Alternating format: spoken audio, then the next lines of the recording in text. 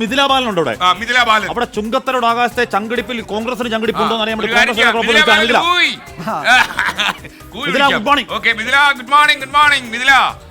ജീവനുള്ള റിപ്പോർട്ടർ ജീവനുള്ള ആളാണ്.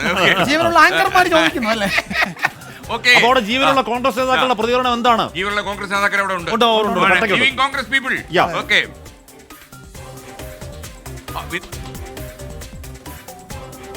ഗുഡ് മോർണിംഗ് എസ്കൻ. Aryadan Shoukath, A P Anilkumar, V S Joy എല്ലാവരും ഇവിടെയുണ്ട്. ഇതൊരു മുതിർന്ന കോൺഗ്രസ് നേതാവ് രാമകൃഷ്ണ മാഷ്, അദ്ദേഹം അന്തരിച്ച മുതിർന്ന കോൺഗ്രസ് നേതാവ് രാമകൃഷ്ണ മാഷിന്റെ വീടാണ് ഇത്. കോൺഗ്രസ് നേതാക്കളെ സംബന്ധിച്ചിടത്തോളം അദ്ദേഹവുമായി വളരെ വൈകാരികമായ അടുപ്പമുള്ള ഒരു വീട് കൂടിയാണ്. അതുകൊണ്ടാണ് ആര്യാടൻ ഷൗക്കത്ത് വീട്ടിൽ നിന്ന് ഇറങ്ങി നേരെ ഇങ്ങോട്ട് വന്നത്. നമുക്ക് അദ്ദേഹത്തിൻ്റെ ഒരു പ്രതികരണത്തിലേക്ക് പോകാം. ഒരു ടെൻഷനുമില്ല, ഒന്നുമില്ല.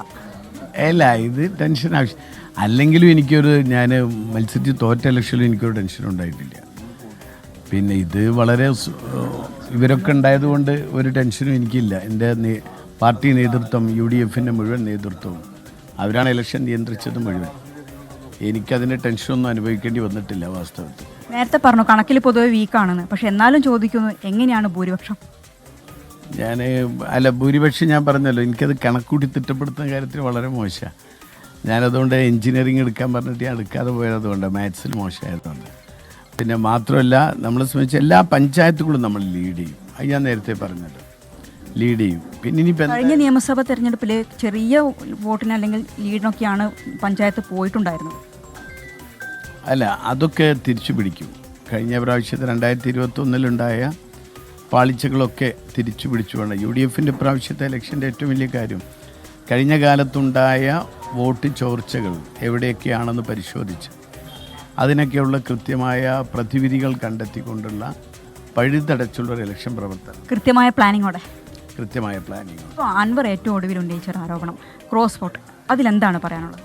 ഞാൻ 2016 മുതൽ അദ്ദേഹം പറഞ്ഞ ഏതെങ്കിലും കാര്യത്തിന് ഞാൻ പ്രതികരിച്ചിട്ടുണ്ടോ? അത് നിങ്ങൾ അന്വേഷിക്കണം.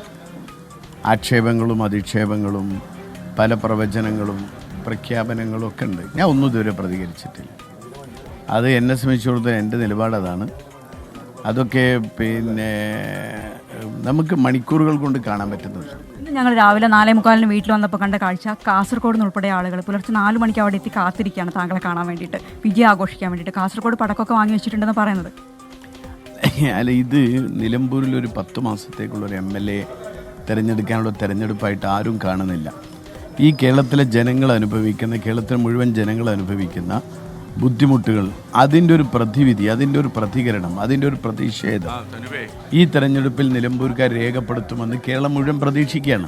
അതുകൊണ്ടാണ് കേരളത്തിലെ മുഴുവൻ ജനങ്ങൾ ഈ കാര്യത്തിൽ വളരെ ആത്മവിശ്വാസത്തോടും വളരെ പ്രതീക്ഷയോടും നിൽക്കുന്നത്. തീർച്ചയായും SK അനിൽകുമാർ കൂടി ചേരുന്നുണ്ട്.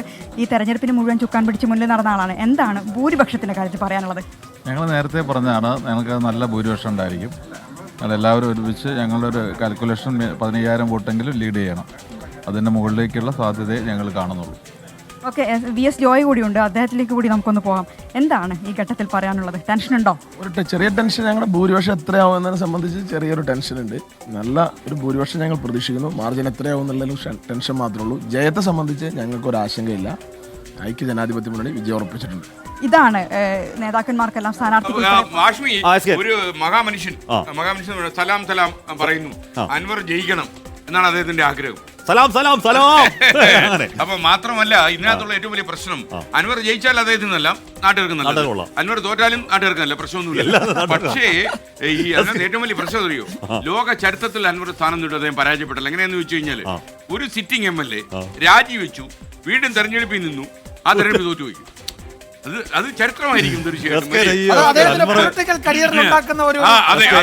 ഒരുപക്ഷെ ഇന്ന് അറിയാം അദ്ദേഹത്തിന്റെ. ഇന്നലെ രാത്രി 9 മണിക്ക് PVN മാധ്യമങ്ങളെ കണ്ടു. 9 മണിക്ക് കാണുമ്പോൾ അദ്ദേഹം പറഞ്ഞു അദ്ദേഹം ജയിക്കുന്ന പറയുന്നത്, ഉറപ്പായും ജയിക്കുന്ന. 2ാം സ്ഥാനം നേരത്തെ പറഞ്ഞ ഷൗക്കത്താണെങ്കിൽ ഇന്നലെ രാത്രി ആകുമ്പോഴേക്കും അദ്ദേഹം 2ാം സ്ഥാനം സ്വരാജ് വരുമെന്ന് പറയുന്നുണ്ട്. SK അദ്ദേഹം ജയിക്കും, അദ്ദേഹം ഉറച്ച ആത്മാർത്ഥമായി ജയിക്കുമെന്ന് വിശ്വസിക്കുന്നുണ്ട്. എങ്ങാനും ജയിച്ചില്ലെങ്കിൽ PVN പാവം മാനസികാവസ്ഥ കുറച്ച് വീരമാവുമെന്ന് പേടിയുണ്ട്. SK അദ്ദേഹം നല്ല രാഷ്ട്രീയക്കാരനൊക്കെയാണ്, തർക്കമില്ല. പക്ഷേ അദ്ദേഹം ഉറച്ച് വിശ്വസിക്കുക, ജയിക്കാന്ന് വിശ്വസിക്കുക.